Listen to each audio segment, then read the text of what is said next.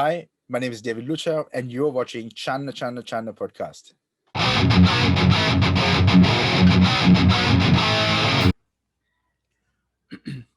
Hi everyone, welcome to another episode of my podcast. This is actually the 100th episode. So this podcast is now being listened by people over 50 countries, and I really appreciate the support. So we have a special guest today, joining all the way from Germany. We have Mr. David Luchow. Hi, David. Hi, Channa. Hi, thanks so much for having me on your podcast. How are you doing today? Very good, a little bit tired as always, but very good. Thank you very much. Right. So, David, how is the situation there where you live with the COVID and all this? With the COVID, it was pretty bad, I would say, but not in the infection situation. But unfortunately, like a lot of, because I work heavily in the live scene and also in the recording side of it, and that got hit very badly because like we couldn't work anymore, so then all of I mean the work got pushed online. Hmm. So a few institutions like jazz club, you know and yeah, I think only jazz club was actually the only club in Karlsruhe or in this region Hmm. that actually took all their concerts and pushed it online, because I don't think anybody else had the capacity to do it at such a short time. So but I was lucky enough to be a part of the team, and to learn with them and grow, and also bring my services to them as well. So that was a massive lifesaver for me, because I still, with COVID, that I still did have work, but unfortunately for a lot of other engineers, it was really a very bad situation.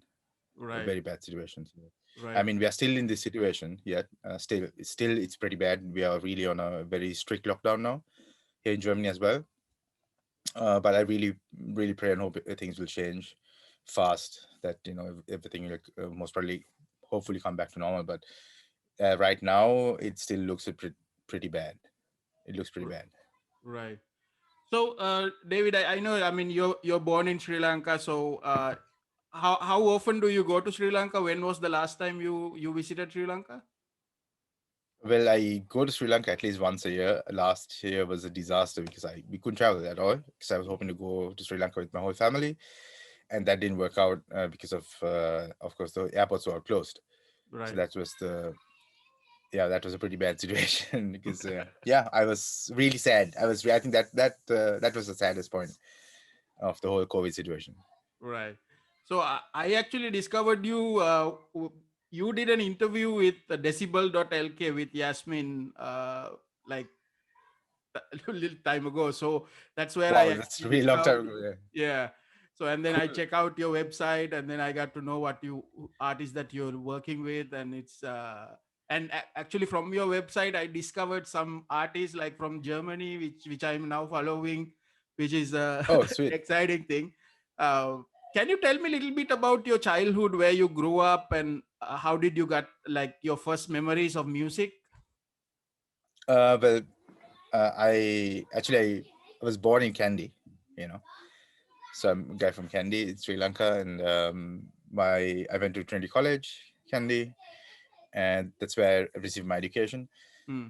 And while I was doing my education, I mean, my dad is a I would say, how can I say, we call him pastor or whatever, or father, Hmm. and he used to, what do you call, he of course he's, I would say, a musician, but he loved to sing, so he used to play his guitar and sing a lot. And I think I'm not, I think, but I always used to hear my father sing. He used to be up in the morning because he is somebody who led worship in the churches, like Right. he used to sing hymns in church.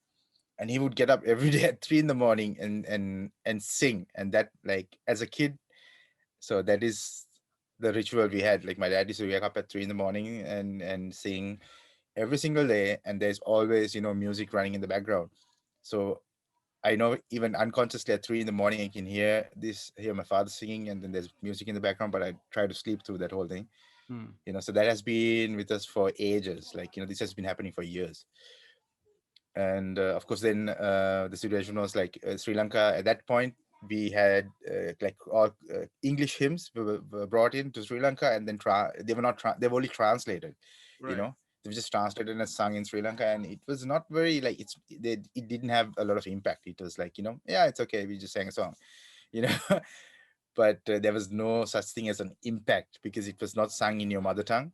Right. And so my dad like suggested, like, let's start writing our own music, like, let's start doing our own thing, and like write Sinhalese hymns. And everybody was like, no, it's not going to work. you know and then and he told every single person he met, like who was talented, who had really gift of singing and stuff, like nobody took him seriously. And until one point he just gave up on that, and then he started writing, Mm. and that's when everything kind of changed a lot. Like he started writing, then his songs in Sinhala. I think his first song he wrote was Ele Galue. And So that's the thing, that in the Christian music scene, that's what really changed the whole kind of atmosphere. Mm. And the song was actually pirated by many so-called pastors, Mm. and put into CD productions, and even sung even today all over in the Christian scene.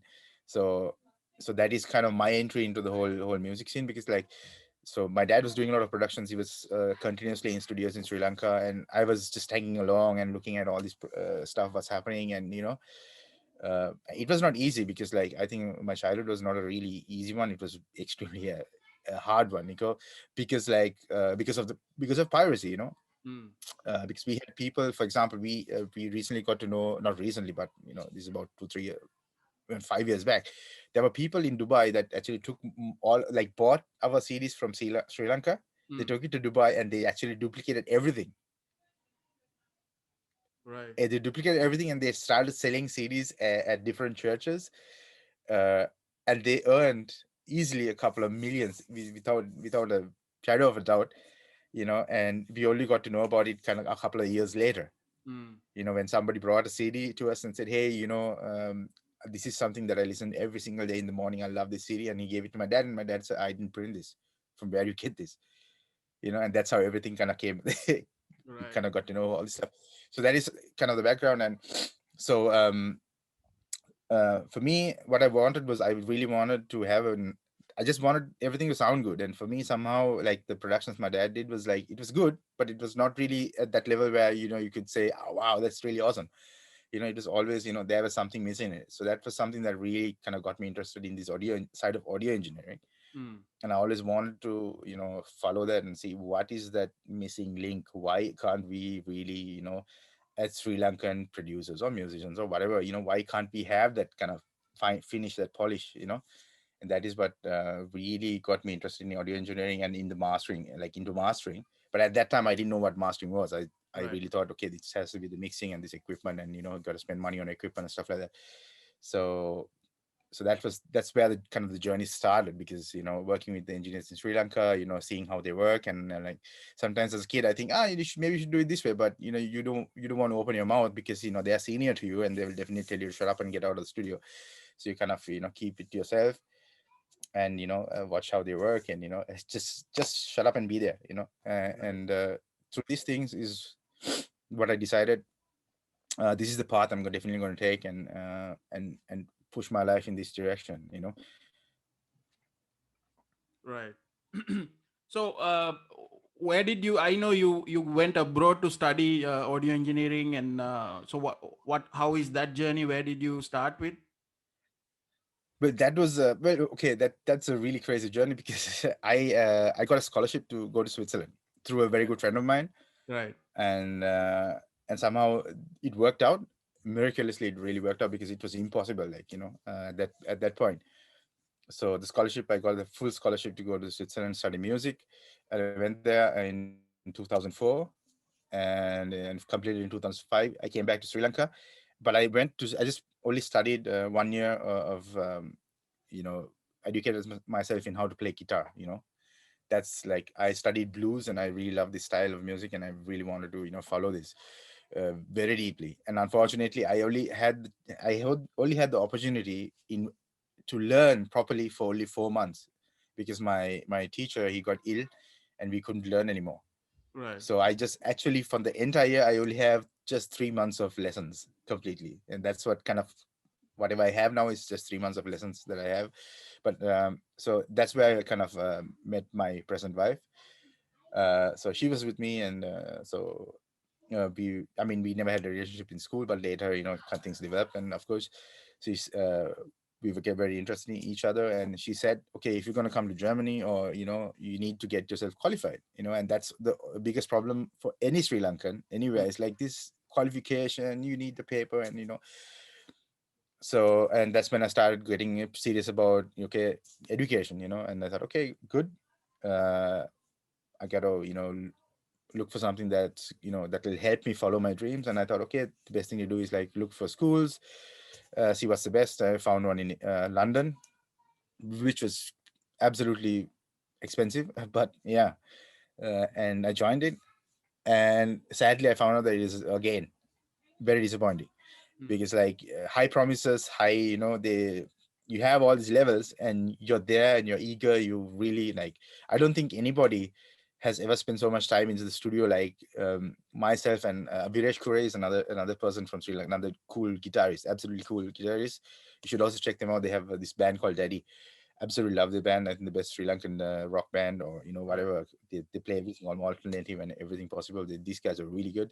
So I was studying with him together, and both of us were the only guys, like people used to hate us because we were, if you walked into the studios, you would see just our faces. We would literally be in a studio somewhere in the building, so we were like the studio ghosts in London. So because we didn't have anything else to do, not anything else to do, we were there to study, we were there to learn, we were really focused in what we were doing, and we wanted to learn, and somehow it just like under delivered for me. I don't know if that's my personal feeling, it under delivered for me, because like I paid so much money, and as immigrants you have to understand the entire economy of the Western world runs on us. Like Right. we are the only people that come to any country and pay upfront. You know, Right. I paid my course upfront for the entire year, and like the guys in England, they don't have to pay their courses. They paid like, I know, £1,000 £1,000 a month, and they don't even show up for classes. But we had to pay upfront, and we had to do all this stuff, and they when they under delivered, I was really annoyed. So I decided I'm going to go into the scene. So I was doing some searches.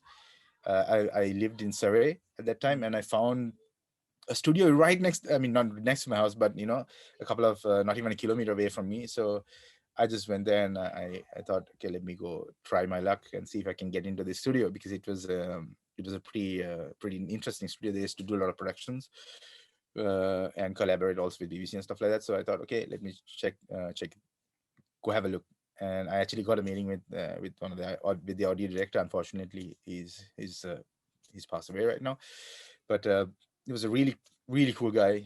He immediately, he gave me a chance, and he gave me a chance to really, come in, work there, and ultimately ended up taking over the entire department of the audio department for the broadcasting side, and working there for almost a year. And then finally, when I decided to get married, then I moved to Germany, so I had to give up, of course, the whole job, which is pretty sad. And so I moved to Germany, and that's how, you know my whole work collapsed, because Right. you're going like, what, I got education in London, and I'm like, Germans like, yeah, what is this? This is nothing. We don't know. Right. It's like equal to toilet paper, literally, the paper I have. So especially in Corona, it was very useful.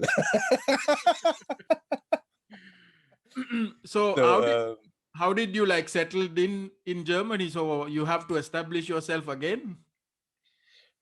well, that's the nightmare. Like, you come to you think, like, everybody thinks like, oh yeah, you go to a country, you have your paper, you're gonna make this happen. It's like, no, it's not. That's whoever tells us, this is bullshitting you first class.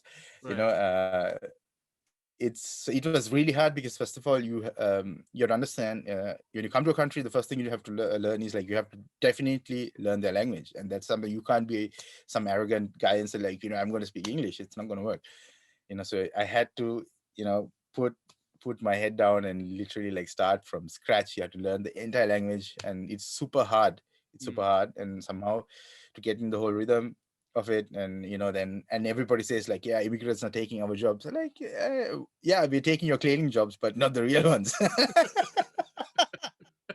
I'm waiting for an opportunity when the politicians get on stage somewhere here and say the immigrants are taking our jobs. I'm like, yeah, dude, like we're taking all your cleaning jobs, but not the real ones. I mean, of course, now, yeah, sure.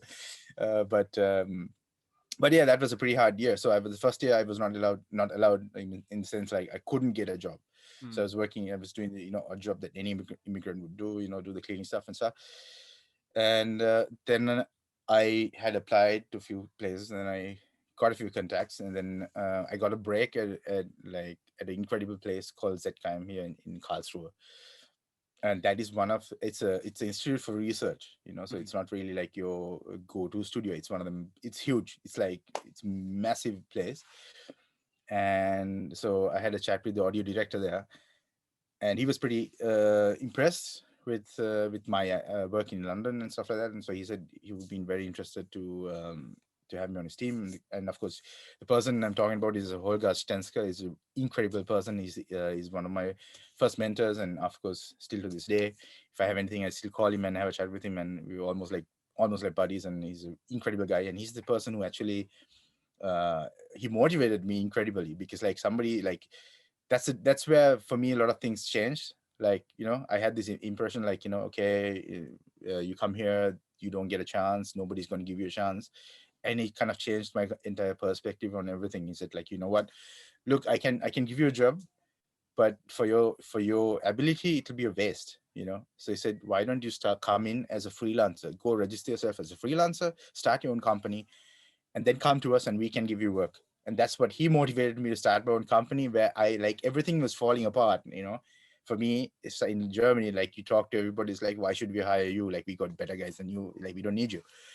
um, at that point he was like, yeah, start your own thing, and then we will definitely work something out. And yeah, I started my own company, and I gave him all the documents that he needed, and he went through the whole process, and ultimately it worked out, and I got my first gig, and I was starting to work with Satkaim very closely, and I've been there almost now for I think probably 10 years now. I'm Right. still working for the same company that I started with, and it's been incredible. I've grown incredibly with them, and they are they have supported me incredibly, and so I'm extremely thankful to Holger Stenska for really, opening this door for me, because right now today I have an incredible opportunity to work with some of the greatest guys here in Germany. Right. So, when you started working on this, what was the process? So you started learning recording and then mixing, mastering, and also But David, can you explain to the audience what these things are? Because a lot of people really don't understand the differences between these things. okay. Well, actually, it's kind of broken down into about four divisions. Like, first you have the live sound. So the live sound is actually everything that happens in real time. Hmm.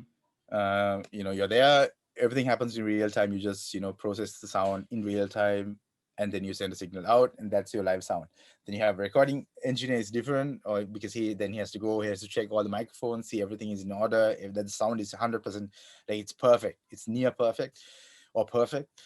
And then he has to make sure that he gets a very clean signal and records that, or Right. into a hard drive or tape machine or whatever material or whatever source he has, to what you call, to save it.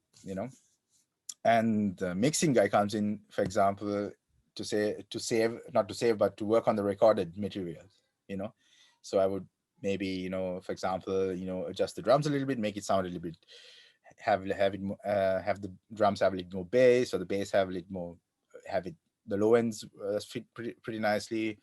Or, you do individual processing, like the mixing engineer does individual processing to Hmm. each instrument. And the mastering engineer is somebody who just works with the complete mix, like for the final product. So for example, somebody sends me a mix, and I have to adjust everything. So let's just say the mixing engineer was not in a very good environment, he didn't have very good acoustics. So then I have to literally do the calculations I need, and do all the listening I have to, and then note down what I need to do. So it's a long, kind of a very, very long process. Everybody thinks it's like super easy. Yeah, I just put this plugin and that plugin, and you're good to go. And The reality is something completely different. Which I always laugh when I look at these YouTube videos. Like, "So, you know what? The best mastering. Look at put this plugin, put that, and then you're good to go." I'm like, "Yeah, all right, good for you, mate." Yeah, it's a pretty long process where you have to break the track down into complete Right. stages, and you gotta. It's almost like reading the mind of the mixing engineer. You literally have to go back and figure out, okay, why did he do this? Right. Why did he do that? Why did he do this? And so you figure all this stuff out. It's like trying to put a massive puzzle together, and then at the end you say, okay, I get it. So these are the things I need to do to fix it. And so it's a massive learning process. It's literally like dissecting everything, and then at the end fixing a few parts here, and then putting it back again. So that's the mastering process of Right. it. And right now I forgot even the question you asked. The rest of So the I question. think you answered it. So, so David, you have your own personal studio in Germany, right? So that's where you are right now. So this is my actually listening room where All I right. actually do all my listening. And here I work in many different studios. I work in ZKM, then there's one in Freiburg, then there's another studio, a couple in Karlsruhe, one in Switzerland. So I'm kind of almost all over the place, Right. and but that's good because I love that, because I don't want to get stuck in my studio, because then you're kind of in a bubble, Right. and so the advice I can give to any person, any guy who's like would love to learn, go and work for somebody else, go and work for a different studio, even wrap cables in a different studio, because check out how they set up everything, because that will improve your skills incredibly, because like another studio will have a setup that you will go, oh, wait a minute, that's pretty cool, that's really cool, efficient, I can use that. And that's how you kind of learn, and improve. Right. So working in a lot of a lot of different studios have really improved my skills incredibly, because then sitting in one place and being in your bubble, you think you're the best Mm. until you step out and see somebody else who's like killing it, so that has been an incredible lesson for me, because I've been able to like go learn from them, Right. humble myself and really sit with them and learn, and wrap the cables. Even when some massive guys are working, I would rather wrap cables and stand behind him and watch what he's doing than to sit with him and do something, because there you learn less. Because if you watch somebody else work, you learn much more than that, than to work with somebody, so that's something that I kind of learned and figured out, and it's a really good experience for me, because you can as you're a sponge, you can get all the information you need that way. Right. So you said that earlier you had the love of like blues, playing guitar and then blues. Were you able to pursue that and work with blues artists, do some blues related work? Well, I had let's just say I just won the lottery, okay, because I had opportunity to record the band. I mean, the four members of James Brown's band, Fred Wesley, PV Ellis. These guys are legends. Like, Right. I'm like, for me, like, they are you just almost met God in that area, when it Right. comes to these guys. So so they were touring Germany. Nobody knew that in that sense. But anyway, uh, they want to do a recording, and somebody else booked the studio. That's the cool part about it. Somebody else booked the studio, and nobody told them, the studio owner, that so and so is going to come. But they just booked everything, and so they had the session. They couldn't find a recording engineer somehow through another connection. So what happened was, like, the person managing the studio worked with me in ZKM as well. So we knew each other. But and then when push come to shove, he just gave me a call and said, "Let me try David, because he's been working at time. This should be a piece of cake." So he gave me a call. I said, "Okay, sure, let me come down." And the other bad side of it is, like, he literally gave me the keys and said, "Dude, tomorrow I have another concert. I have to be out. You are alone." It's like, I'm alone in the studio. I was like, so, but finally, thank God, my gut feeling said, take a friend with you. So I called up a friend and said, "You want to come?" And he said, "Yeah, sure, definitely." And I took my friend with me, and we were in the studio, and I set up everything, and we were ready, And then when everybody started walking in, is when I literally got a shock, because I was really cool, because I'd never seen Fred Wesley, PV Ellis, but I was looking at my friend, my German friend, like, he literally, like, he was very cool, and all of a sudden I saw his jaw literally like he just stood there and he was like, and I was like wondering, like, this guy, why is he all right? And I kind of like was starting to freak out because when he was starting to freak out, I was like, oh my god, something's not right. And he was Right. like, Dave, do you know who this is? Do you know who this is? Do you know? I was like, dude, like, can you tell me without freaking out? Because like you're really scaring me right now. uh, and then when we figured out that these were like the legends in the scene, we were literally both of us were freaking out in the studio. So, but I, did my best to like kind of, suppress all this stuff, and be professional and, do my best to, see what's needed and get it done. And it went quite well. I was really happy. They were happy. So I'm thinking that's it. And I believe that's history, and looking forward to do more great stuff like that. Right. But unfortunately, that was the only the yeah. But it's kind of weird because like normally people would work for years to come there, uh, to get a chance like that. I just got it Right. immediately, like bam, from the first ever thing, and I was so happy because that's what I wanted to do. But wanted to always do something like that, and I did get the opportunity to do it, which is absolutely crazy. And I'm extremely thankful to Florian, who actually organized everything, and that's incredible. Always grateful. Right. So, David, one of the artists that I actually discovered from your website is the guy called Simon S, who does the Yeah. Christian gospel rap. So, how did that happen? How did you met him? Well, he and I have a very, very good, a crazy relationship because actually he's the person who actually got me into the whole hip hop scene in Germany. So he's the guy who literally turned my head around and said, "No, you got to do this," because he, we go to church and he's in the same church as I go to, and so somehow he through somehow another connection he got some news that I came from London and I'm into recording and mixing and stuff like that. So he came and spoke to me once, and that is when I just landed in Germany, and I'm broke, you know. Right. I'm broke. I mean, I literally had money. I just had enough money to buy my ticket, and the rest, the balance cash I had was just 15 euros. That's all I had in my pocket. If the immigration officer just asked me how much you have, I would have literally melted because it's so embarrassing to say I just got 15 bucks, 15 Right. euros. Like, as he, good luck in Germany. So, yeah, but he was, so he kind of knew about this, and he actually came. So I actually explained to him and said, look, I have nothing. I'm working on it. I'm saving up money to buy some proper equipment and stuff like that. And he was like, no, I need really, like, I want to work high end. I just don't want any of this because I have the same equipment at home. I don't want to work like this. So he was somebody that actually got me motivated to say, you know what, let me, focus really. And I told him, give me 6 months. I said, give me 6 months. I'll get back to you in 6 months. If I don't get back to you in 6 months, then it's not going to happen, you know? So I put my head down, worked my butt off, really got my equipment together. And I just made the phone call and said, okay, I got everything I need to really, to do a high-end recording. Let's start working. And then he came to the studio, we started working, and he actually bought me, it's his microphone actually. So he bought a incredible, really custom built microphone, which is extremely expensive. He bought it. He said, these are for my recordings, but I'm going to give it to you so you can use it for any recordings you need. I don't have any use for it at home, so you can have it. And it's with me. It's with me. It's still with me. And then a couple of years back, he bought another microphone and he brought it back and he gave me. So we have a pretty decent, working relationship, because like when he started, I was working, helping him out.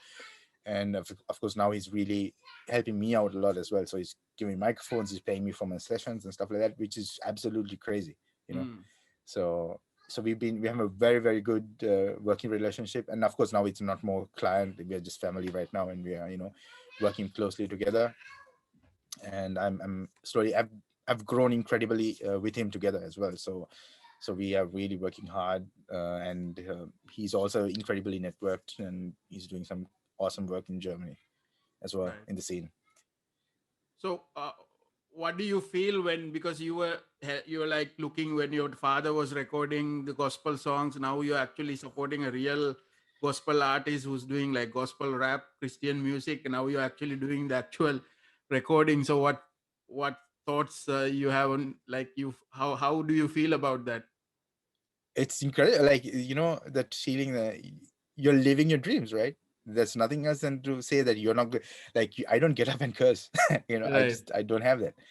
It's like, oh, I gotta go to work today. Like my wife has to literally come and drag my ass to bed. Like, you have to sleep now. Right. Come, let's go. You gotta sleep now. I was like, no, let me work. so, so yeah, that's the situation. So sometimes I can't sleep. Like I sleep for 2 hours and I'm up again and I'm in the studio. I'm doing something. So it's really really. I love what I'm doing and I enjoy what I'm doing a lot. And I think that is I think that's the biggest achievement in life, more than even money, is to Mm. be satisfaction. And that's peace. Like that is literally, that's what peace is all about. Like, when you wake up and you are in your element, that this is what you're born to do. You're happy. That's true happiness. Not like getting up and say, I got to go work now and then save the money and do that and do this. And like, Mm. Right. you just enjoying and doing happy. For me, I'm really happy with what I'm doing. And of course, yeah, and my dad is happy too, because I don't, I'm sure he never expected something like this would go, that I would come to this height. And I never expected even for me to come to this level. But I believe, yeah, God has been faithful, I believe, Mm. definitely. And he has blessed my dad and me as well, for everything that we've been faithful at the time, where we never gave up on the gospel music scene, where there were so many opportunities to give up. There, my father, he had a pretty decent, I mean, not a decent, he has a very good voice. He got a lot of what you call offers to come and sing at hotels and sing all over the place, and he just declined a lot of them and Mm. said, no, this is what I want to do. I want to do gospel music and I really want to follow that. And everybody was laughing, and even said, this fool is an idiot, without taking the money and Right. doing something, he's going after something that's not going to work. But at the end of the day, it's like a seed. If of course people don't see it, because you plant a seed and you don't see results immediately. you know because if you once you plant a seed, you just see a dirt flow. Mm. People just look at the dirt flow and they're laughing. Look at that, there's nothing there. Of course there's nothing there. You need time. Time is what will go. But today, that seed is like exploded. Now it's turned into a tree. you know and now there are branches are coming out. And so that's how I see it. Because, like, for me, that has been an incredible experience. Like, once you start from a very very when you start from the lowest level and you come up, that's much better than just coming from a side and trying to plug in. It's not going to work. So there are so many levels to the whole, especially in the industry as well. There's so many levels to it. So now, when you slowly climb. So first you had the production side, the music side, and now I'm coming into the administrative side, into the actual music business. Like, how can you really help an artist earn money. you know Right. Right. and these are the points that I'm learning right now, because that is the situation right now, currently we are facing right now in Germany, with a lot of other artists who even come to like the artists that I mix at concerts. How are they going to earn that money? Because if they can't come to my venue, they're not earning money. So how can we do that?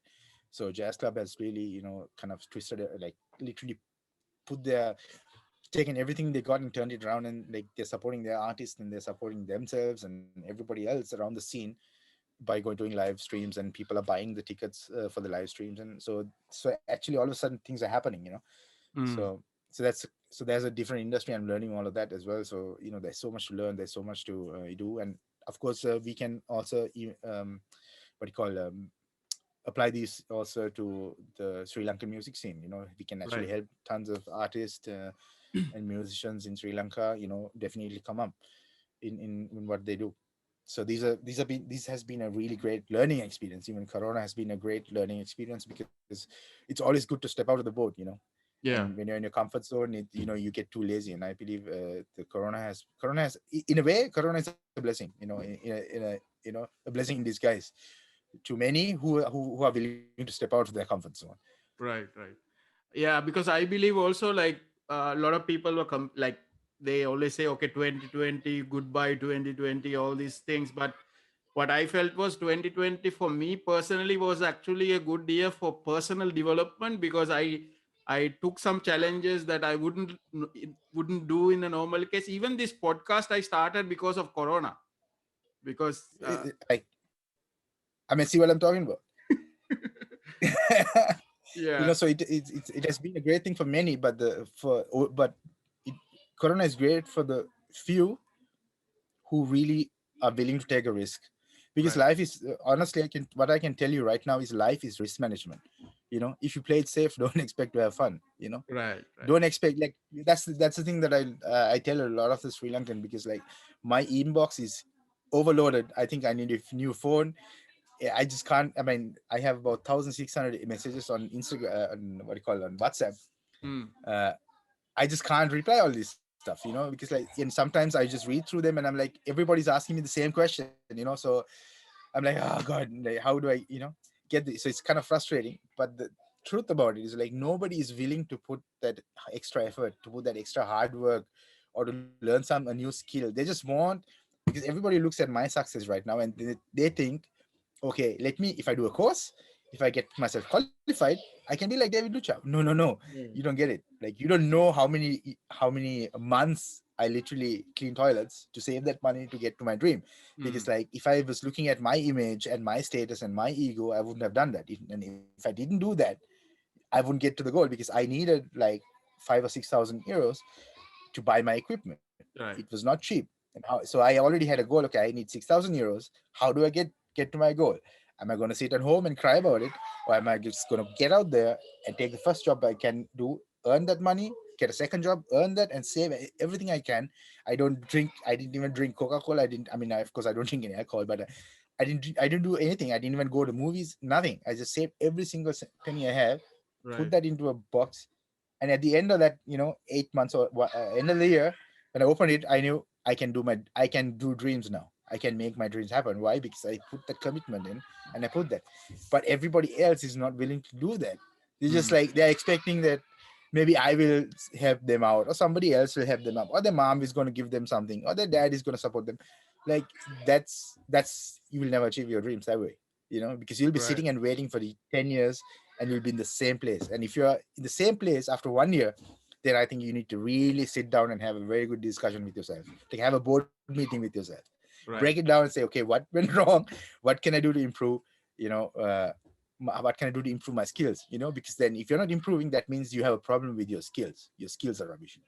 You know, Yeah. and so these are the things that my mentors literally looked in my eye and told me, like, if you are at the same place in 1 year, you're dumb. And now I'm thankful for these guys looking at me and telling me that, because at that point I was really pissed with them. But right now I understand that, and now when somebody tells me something, uh, it's a good thing. It's a really good thing that you give feedback like that, because I know, okay, I need to change something, or I need to figure something out, or I need to move my strategy into somewhere else, and sorry, move my strategy into something else, and focus on something else, and those Right. are good things. But people really miss that, because they take everything you say personally, and then they mess it up. Because you have to understand, facts do not care about your feelings, and that is something people really really don't understand now. And they are like, they mess up everything, because they focus more on their feelings and not on facts. Mm. And you mess up. That's a very good way to mess up your life, because if you need to have a very good balance of both. Yeah. So David, so you started working with the German artists. You established in Germany. When did you like go back to Sri Lanka, and then when did you realize that there's a music industry start coming up? All these new artists were coming up. A lot of things were happening in Sri Lanka. Well, actually, I believe it's 2015 or 2016. I went to Sri Lanka, and there I was. Give me a second. Let me quickly tell the Right. kids, because they're really loud. I think you can hear them as well. It's distracting me like crazy. Chennai, hey, Chennai, it's too loud. Yeah, sure. Okay. Yeah, it's Sunday and the kids are really, it's their Yeah. play day today. So, sorry. Sorry, where were we? kind of. So you went to Sri Lanka in 2016. You said, right? So yes, I was in Sri Lanka. I went to Sri Lanka in 2016. I met Yasmin Yusuf, who was really kind of somebody who really I appreciate, and she was really influential in actually hooking me up with Costa as well, like getting the context going. So, but yeah, she's the person who actually updated me on the whole scene. She knows a lot of people in Sri Lanka. She's like almost like a hub, so she was talking to me about this thing and said, "Hey man, you should do something for Sri Lanka." I was like, I was like, ah, man, it's difficult. It's really difficult to work. Because like people don't recognize you. People don't. They don't care. Mm. Honestly.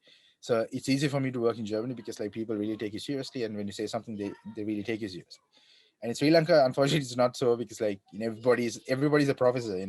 They have their qualifications, they have their paperwork. They're heavily on their paperwork and not on the practical side of it. Because if they were on the practical side of it, Sri Lanka would be in a different country. You know so those are the issues that I'm kind of dealing with right now. I mean, in Sri Lanka. But even then, Yasmin was very persistent, which is good, and I'm really thankful for that. And so the whole thing, for me, it really started with Costa. You know, so that is where I kind of figured out, oh my God, there is an industry. There is something that there's a lot of potential. There's definitely something not only for Costa but also for other artists as well. And I've been working with him for maybe 3 years now, I think, and behind the scenes, and really pushing him up and helping him achieve his goals, and he's been helping me achieve my goals as well. Like, we've been giving feedback to each other and Mm. pushing each other up, and especially in hip hop, because I'm completely new to this genre, and I've never honestly honestly, like I said in many interviews, I don't like hip hop. I kind of hate hip hop because I'm more a blues guy, but I've actually learned to respect that art form, and also give it its place, because the only reason you hate something is because like you didn't take the time to Well, understand. understand, Right. you know and that is something that I figured out about myself. And a weak point in my life is that, if you are afraid of something, that means you don't understand that what's going on. And so I believe understanding is the key to success. Like, if you understand something, if you are able to like break down something and say, why is this person doing this, and why is this music like this, or how should I handle this music, is it good or is it bad, and then all of a sudden a different world opens up, instead of being some stupid who says, I don't like hip hop, I didn't do it. Why? I don't do it. So and that's how most of the Sri Lankans are. Like, I don't do it. My father didn't do it. My grandmother didn't do it. My forefathers never did. We don't do it. uh, and yeah, that's stupid. Like, so so for me, that was a really good kind of opening. And of course, all of a sudden, it took my skills to a different level. It helped me add value to my artists. So whoever works with me, it's now I add value to them. That's my goal now. So that is my like main focus. And I'm saying, yeah, I'm gonna anybody who works with me, I will add value to that person, and I really do everything I can to bring him to a different level in his entire music career. And so this happened consistently now for about 3 years. And then Costa, and myself, and of course there's another gentleman called Tiruna and another gentleman called Sandun. Mm. So we've been discussing this whole thing for over a year, and we're thinking about it and say, is it really worth it that if we invest in and do something like this? And then all of a sudden we said, you know what, we are having incredible success. We are all Sri Lankans, out of Sri Lanka. We have had incredible success without any support. There's not no support whatsoever for us. There's not been media support. There has not been promotions or anything happening. Nothing. So we made this happen from scratch, from zero. You know, and so we decided, if we made it, that means we have we have the roadmaps to success. We've literally mapped it out first, so we can Right. actually now duplicate this for new artists. We can support that. And so that's what we came together, and we decided, let's start up Serandip Records, so that we can actually use the same thing. Because like right now in Sri Lanka, it's sad situation, because like a lot of the even the veteran artists, their music is being played, and nobody is paying for that. Like, Right. if that happened in Germany, those media companies would be literally broke. Right. They would sue the living life out of them. So, but in Sri Lanka, it's not the case. And I think I believe it's respectless. They don't, that's very sad that they don't even pay a small percentage to the artist even, and say, hey, your music has been played, here's something. So they don't even pay royalties. So we decided that we want to set up our record label. We want to really push our artists, like really support them, motivate them, and actually, like, I am living my dreams every day. I wake up and uh, enjoy that. I would just want somebody who, for example, who raps, or somebody who sings, or somebody plays the instrument. He should also have that same feeling when he wakes up, and not even have a need to worry about, like, okay, what am I going to eat today because I don't have money. To say, like, I'm a musician, I do this for a living, and I can earn my money through through different digital avenues, Mm. and also, exercise my art, or enjoy my art, instead of like, you don't have to feel like a third class citizens because you're a musician. I mean, that's how people make me feel in Sri Lanka. When I was growing up, if I told them I want to be a producer, everybody was like laughing, oh, look at this idiot. Mm. you know uh, but today, like I always say, like, at the end of the day, like, you should let people laugh, because the last laugh is always yours, you know Right. so so so yeah, that's our goal. So we want to really, motivate and push artists, and also get them what's belongs to them, get them what belongs to them, so that they can actually go get out there and live their dreams, and that is something that we've never had in Sri Lanka. Like, you listen to them, if you listen to everybody else, everybody's like, become a lawyer, doctor, proctor, or whatever. There's like 3 job opportunity or 4 job opportunities in Sri Lanka, you know Right. and what about the rest? you know why? That's the reason this whole country, like, even the Sri Lanka, is completely messed up, because like nobody is letting anybody live their dreams, because living your dreams is literally like a threat to you, everybody else, you know Right. because Because you like, you dare not be happy living your dreams. Like, yeah, we are feeling bad, you better feel bad too. yeah, also the culture that that always, from your family, from your parents, it's always like you get married, you build a house, you get a vehicle, and then you die. It's like, it's just that everybody's just stuck to that sort of idea, right? It's they're Yeah, not but think. that's not life. Yeah, That's not that's life. not That's life. like that's called a guinea pig. The- David, you you you know said you said something that the media company that in Sri Lanka, they're not like really respecting the artists. They're not paying the royalties. I think also that there's a problem with the fans as well, because they tend to, even I heard that people are not even just getting the music from Apple Podcast, Apple Music. They're just sharing the MP3s in WhatsApp and all this. It's like, it's just really destroying yes, the industry, right?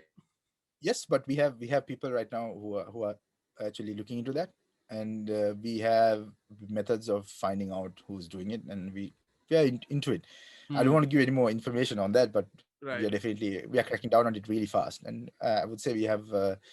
Let's just put it, we have more than 75% success on it. So we are Right. definitely we'll get them without any fear, we will get them, and we will actually pay them a personal visit to their homes. Right. So that's all I have to tell you about that situation. We will sort it out. So, but the culture is also changing. That is something good, which we are very happy about. That the culture is changing, and where the people are really open now, and they're supportive. It is changing. So, there was this kind of culture, like, everybody's like, we what do you call, like, this, everything should be free. No, it's not Hmm. free. It's not free, because like, you can't go to a shop and ask for paripu. You can say, paripu was in the field the day before yesterday, but why is it now in a packet, and it should be free? Right. Yeah, but somebody packed it, somebody put it in a vehicle, somebody drove thousands of kilometers or hundreds of kilometers, brought it here in the shop. There were costs involved. You understand? Hmm. So it's the same thing with music. Like, there are production costs involved. There are people. I mean, there are a lot of people involved. Even if it was done for free, it was done at somebody else's studio for free, which he paid the electricity and everything, the water bill. He paid for food and everything. That there is a cost involved. Yeah. Just because it's free for you doesn't mean it's free for somebody else. You understand? And that's Right. something a lot of people don't understand. Even the guys at universities in Sri Lanka don't really figure. They don't understand that education is free. Yes, but we are paying for that. Yes. Even though we didn't go to that university, I am paying for you to study there, my friend. Right. So you better respect that. I mean, respect that. Really respect that, because it's our tax money that you're using to even dance whatever the hell you want. But even if you're going to have what you call udgoshana, you know that's Yeah. a sponsored udgoshana. Those are tax money udgoshana. That's our tax money that you're burning on Right. the streets. So anything you damage in udgoshana is again our tax money. So that's why Right. that's a sad situation, where even our Sri Lankan people don't really understand that. If you don't understand that point, you know then you're in a very, very dangerous situation, because you really don't know where your life is going. you know so people are, like I said, educate yourself, and understanding is the key if you want to really succeed. So, but like I said, we definitely are focused on, you know, really supporting our artists and making their dreams come true, so that they can actually focus on the music. And we can we focus now on mostly the, you know, the paperwork, the lawyers, and all this stuff, you know, so where we, you know, really get all the work done for them, you know, and then all of a sudden they can actually focus on their music and really follow their dreams, because then through that we can, because we have registered company in Sri Lanka, we're also working internationally, so we have a far better advantage than most of the, I would say most of the gentlemen in Sri Lanka, because like our network is different. Mm. So that is something that we can really use to our advantage, you know, because like coming from Sri Lanka, because like unfortunately most it's difficult, because when you say, oh, we're in Sri Lanka, nobody takes you seriously, unfortunately, you know. I really pray and hope that things will change, and I hope we can change something about that as well. But nobody takes us seriously. But the moment you say, okay, we're based in America, we're based in Germany, and then even a phone call is taken seriously, you know. So that's something that we've through experience that we've kind of figured out. And we are definitely, things are working out really good, and the record label is growing very fast right now, and we are really happy about that.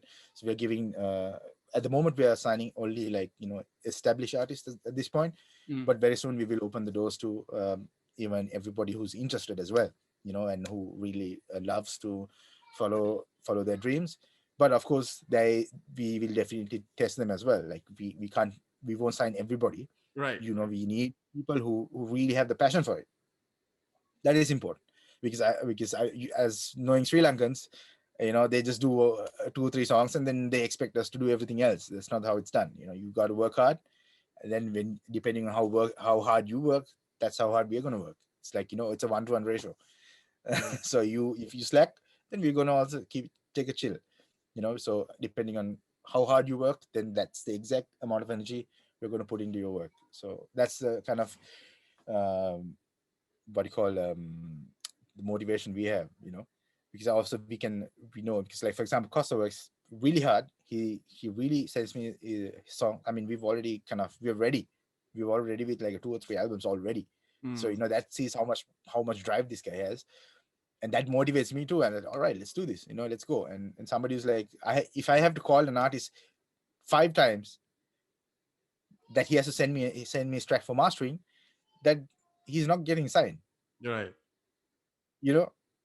He's not getting signed. So that is a clear sign for me. He's not interested. Like, it's your life. You understand? If you're not interested in yourself, in your life, don't, nobody else is going to be there, you know. I'm just doing it out of love, or, you know, I know where I was, and, you know, I know the hard times people go through, and I'm just being nice that I'm giving you 5 chances. But don't expect a call at the 6th time, because I'm not going to waste my time, because I'd rather take the time and energy and invest it in a different artist who'll definitely achieve far higher goals, you know. Right. So unfortunately, that's kind of the situation right now we have in Sri Lanka, but it's improving and it will change. And as always, we will definitely achieve our targets. Right. So what I like about Costa's music is, I mean, I really enjoy the new releases, new songs that came out. I keep on listening to them when I'm like going out.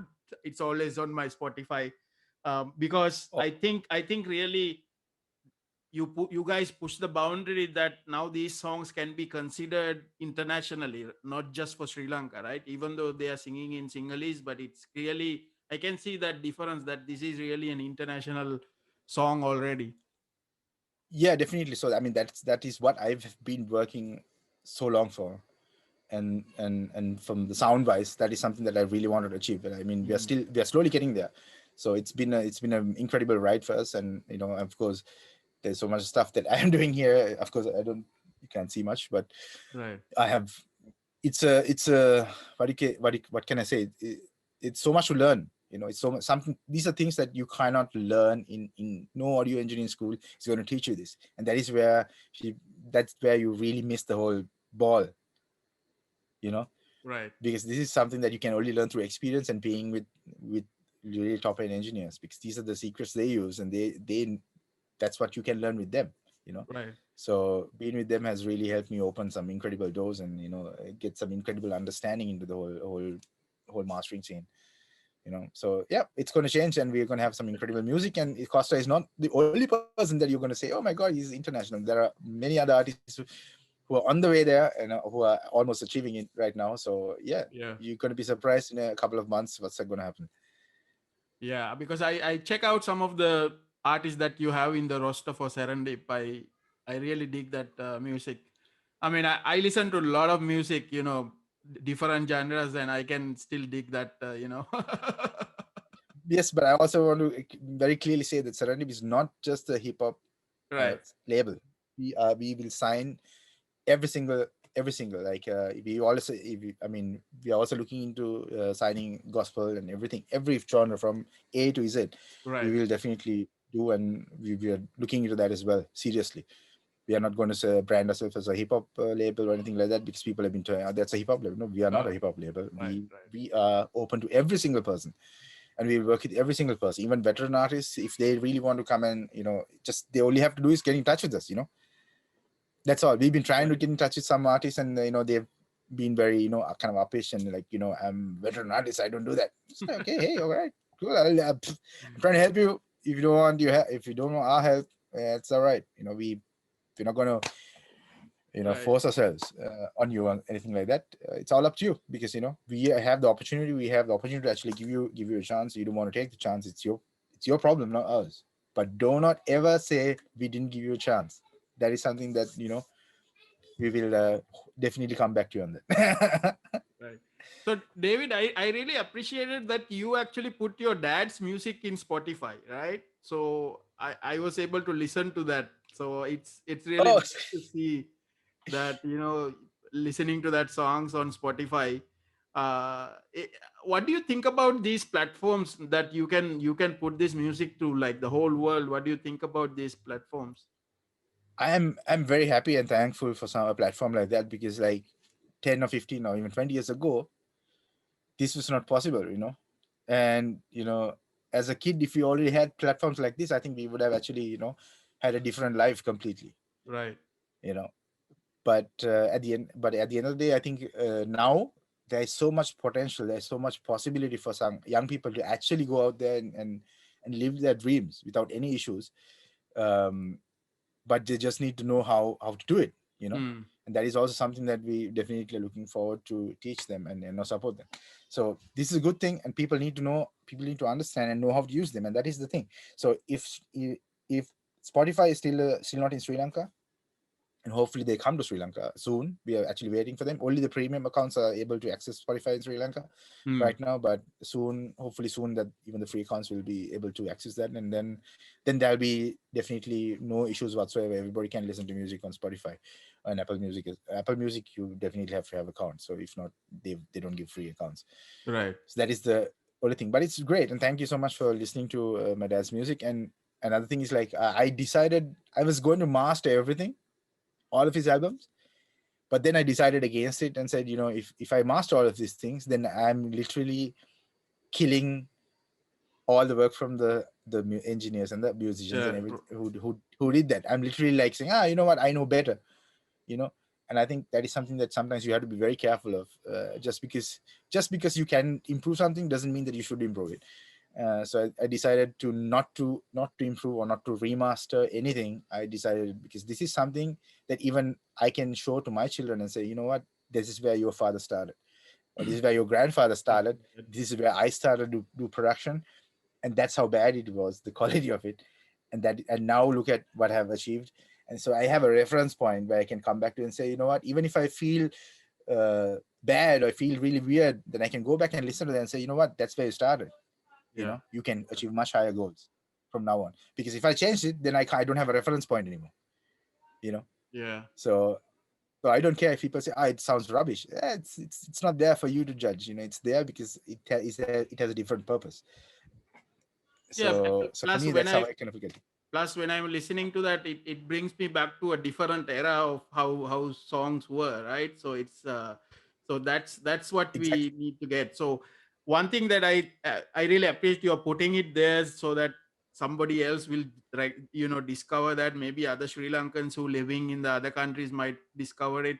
I've been doing something similar because I've been talking to some of the veteran art, like guitarists and all these guys in Sri Lanka who has never done an interview, or they don't have any online presence. So I've been doing some Mhm. of the podcast episodes with them, Mhm. so they can talk about their story, how all their history, and where what so many things they have done. So I did couple of these episodes with some of these artists. They have never, you cannot find anything about them online. It's Yeah. just only this podcast episode will talk about what they've been through. So I've been trying to Wow. do that. Well, I think you found your calling, man. I think you found your calling, because I think this is a gem. This is something really cool that you're doing. That you're looking for people, you're giving them a chance, and letting them be discovered. Which is Yeah. awesome. Well, I don't know if anybody told you that, but awesome, and I'm really proud that you're doing this, and you should definitely continue to do this. You have my full support, and whatever you need done will definitely help you out. And also, the cool thing about it is, like, since you're the man who has all the connections to these awesome musicians, also please do let give me the connections, and I mean, give me the connections as well, that I even know, I mean, that I can also get in touch with them. And Hmm. also, if there's any productions happening in Sri Lanka, especially from Serandip Records or anything like that, we can also use them. Like, we can give them a chance to actually go perform and help them, and see if we can also organize something for them, that as musicians, that they can also earn a living out of it. So that's Right. something that we would love to do, and I think you should be the man to kind of coordinate that as well. So that'll be nice. Yeah. So David, I've been watching your YouTube videos on your YouTube channel. You do some of these about equipments. I was really happy with the one you did about the microphones. I wanted to learn that also. What is these differences about different microphones and stuff? So all this knowledge that you gain from all this experience, I will you be putting it out for to teach other audio engineers or producers who want to come to that? Is that something that you would work that on? is that is something that I would love to work on. But unfortunately, I am not a YouTuber. That's the whole. Everybody thinks I'm on YouTube to become a YouTuber. I'm Right, not, right. because that channel, unfortunately, I work so much offline, because I do so much work. There's a lot of work that I do offline, you know. And for me to even do one video, it's so difficult, Right. like, to set up the camera, to do this, and then to sort that, and then after that you have to sit down, do the edits. So it takes it takes me about sometimes 4 hours or 6 hours just to do all of that, Right. and then, and when I compare that, like, I'm losing, that's about, I don't know, 300-400 euros of work, time of work, unpaid work, Right. you Right. know. So unfortunately, that is the situation where I am in right now, because, like, I do my best to put out a video for them so that they can learn something as well. But right now, with the difference, is so that, like, where's my priorities that, unfortunately, I have to really, go out, work, follow my dreams. And that is something that I do on the side, that whenever I have some free time, and you know that I'm not driven crazy by the kids, then I can actually, sit down and do a Yeah. video.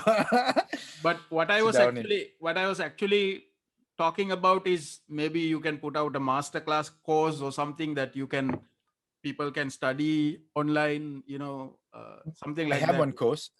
I have one course, but I have to really put it out, like, Hmm. do it properly. So for now, I just have it in a what do you call, in a Facebook kind of a group, secret All right. Facebook Right. group, where I teach very few handpicked persons who, of course, it's not free. Yeah. It's pretty. I mean, it's not really expensive. It's only about 60,000 rupees. So, and these people can actually join the group. They can learn, and then, they're very focused on what they're doing, and they're serious people. Not everybody who Right. joins. And I will also, before they join, I will have a conversation with them to really see if they're really good and they're fit enough to join. And then after that, only I take them in, because I don't want to have everybody in there, and because, like, I just want the people who are very serious about their audio engineering. Yeah. That's much easier than to take everybody, and then, like, sometimes information, you know for example, why can't everybody go to Open University, like, or the university, Jayawardenepura University? Nobody can go. There is a certain selection process, you know so Yeah. it's almost the same with me. I also would prefer that somebody who's very interested in it can join. If not the rest, you really have to prove that you can, yet you're at a certain standard, and that's how it's done. But I mean, yes, I would love to do it, but let's see. I mean, maybe in the future, see if there's a platform or if there's a way that people could actually, support me or whatever, and then I can decide, okay, depending on what has more income, I would say, okay, you know what, then I'll focus on YouTube or something like that. But other than that, offline work is actually pretty fun, a lot of fun actually, honestly. So Yeah. it's more fun than sitting and doing teaching somebody.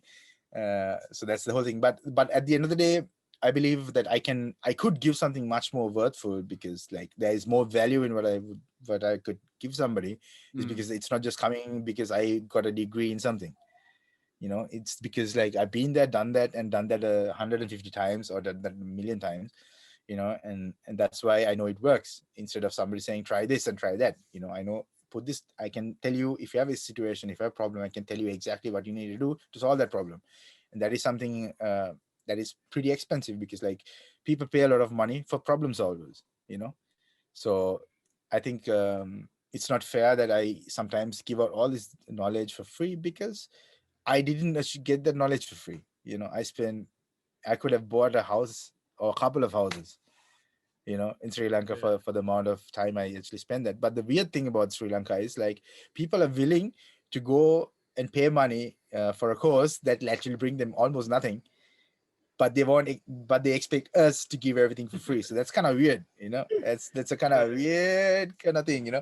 But yeah, but like I said, the basics definitely, yes. I think the base if you have the basics right, then you can at least start. So I'm focusing more on the basics, and even my basics are pretty, I would say, still maybe above average. Right. Um, so that they can really learn something, and whoever's interested, they can do it. And I have actually two channels right now. So I have David Luchow, and I started another channel called what's it? Yeah, Audio Locucine. So it's really weird, because everybody's like, yes, this Muge Mara Locucine. So I said, oh, yeah, cool. That's a cool name for a channel. So I said, yeah, Right. Audio Locucine. All right. so, so actually, I took something from a lot of the guys who were like, kind of talking behind my back and telling me saying stuff about me. And I heard this word a lot. Like everybody's like, so and so said that you have this, you're really Mara Locucine. Uh, Umar Lucucine. I said, hey, that's a cool name. That's actually, I like that. So I said Audio Lucucine. So I made a channel called Audio Lucucine, and I'm putting all the what do you call the videos there and the tutorials there, so people can actually go and learn from that as well. So right. So David, what's your message to the viewers? my biggest message is like, hey, to follow your dreams. Do not worry about what other people say to you. I think that's the biggest thing. Like, people don't live somebody else's life. Don't live your life so that your neighbor is going to be happy. Don't live your life. Of course, yes, not that your parents will be happy. Of course, your parents need to be happy in a way. But also sometimes fulfilling your parents' wishes is one thing, but finding your happiness is another thing. Right. And in return, making your parents happy. So I would say follow your dreams. Like what you want to do, go do it. But also think about how you're going to do it. That's really important, because like that's the point that a lot of people don't do. They say I want to be audio engineer, but they don't really figure it out, like how are they going to do it. Because I know a lot of young people where they say, tell me, I'm very poor, I don't have this. And I say, bro, fine, take 2 years out of your life, you know go and work a job, see how difficult it is to work a job. See how difficult it is to get up in the morning at 5, go to the job. You have a boss that's screaming down your neck every single morning, and do that for 2 years, and then collect that money, and then start your own thing. Mm. And then, but don't, and treat people nice. Do your best to treat people nice. And of course, people are not going to treat you back nicely, but don't worry about them, because they will fade out in the background. But you be nice, and you do whatever you can do to make other people's life better. And the other thing is, like, add value. Like you're doing, Channa, amazing job. You're adding value to every single person that's coming to your channel. Likewise, I would say, be somebody that will add value to somebody else's life. And I think that is the lesson that I actually learned from rugby, where it's always better, if you're going to play in the pack, if you're one of the forwards, the secret is to be able to play in many different positions. you Mm. know Tight head, lose it prop, then you go a flanker. And that is going to help you, even in life, where at that time I never realized that. But now in life, I realize like the many, if you're good in many different situations, like if you have improve your skills. If you're good skill in one thing, just don't focus only on that one skill. See, there's definitely another skill hidden in you, you know then go onto that and focus that, sharpen that up so that it's the same level as the next one, Hmm. and then go to the next skill and sharpen that up. So at that point, when you have that skill set, whatever life throws at you, you're ready, because like, you have you want to do mixing, yeah, sure, here you got mixing. You want to do mastering, I got mastering. I want to build my own studio, no problem, I can do that. I got acoustics covered. So that's always very important to like sharpen those skills up. And if you don't, then you need to find somebody who can do that for you. And I mean, then it's going to be expensive, but then you're paying for quality. And don't forget that there's no Yeah. such thing as cheap quality.